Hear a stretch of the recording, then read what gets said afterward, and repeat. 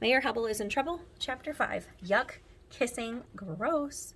When I got to school the next day, kids and parents were sitting all over the front steps.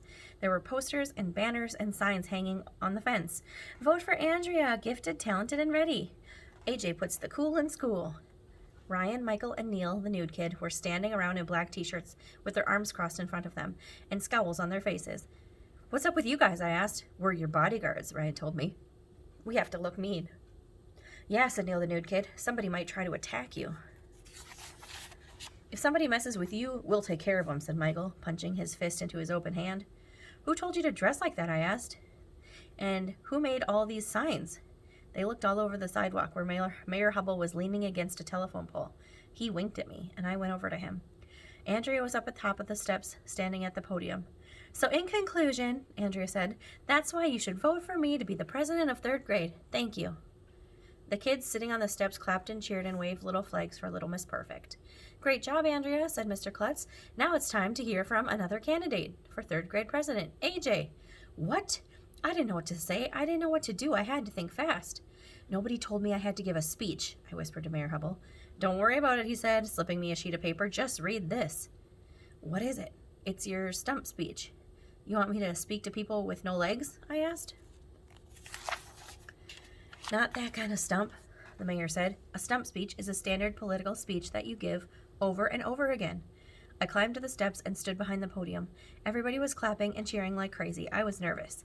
I had never given a speech before. I started to read from the piece of paper Mayor Hubble gave me. 7 years ago, I said, I had a dream. I had a dream that the ballot was stronger than the bullet. The pen was mightier than the sword, and those who stand for nothing fall for anything. Now, fellow students, I've been to the mountaintop, and I can tell you this. Ask not what your school can do for you. Ask what you can do for your school. The only thing we have to fear is fear itself. Give me liberty or give me death. Read my lips. Tear down this wall. The time for change has come. No man is an island, but if you vote for me, life, liberty, and the pursuit of happiness shall not perish from this earth. Thank you. Everybody was going crazy. Alexa was the first one to congratulate me. That was terrific, AJ. What did I just say? I asked her. Who cares? She replied. Listen to that applause. On the other side of the steps, I saw that Andrea was going around shaking hands with everybody, so I figured I had to do that too. My bodyguards surrounded me as I walked around shaking hands with people on the sidewalk. That's when the weirdest thing in the history of the world happened. Some lady stuck a baby in my face. Ah, I screamed. What's this baby doing here? It's too young to be at school. Never mind that, AJ, Alexa whispered. Kiss the baby. I'm not kissing a baby. I replied, I don't even like kissing my mother when people are around.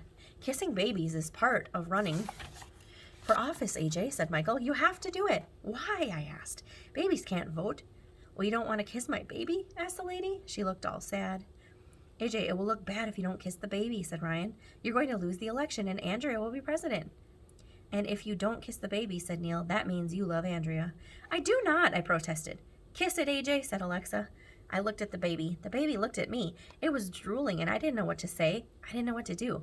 I wished I could just run away to Antarctica and live with the penguins. I kissed the baby.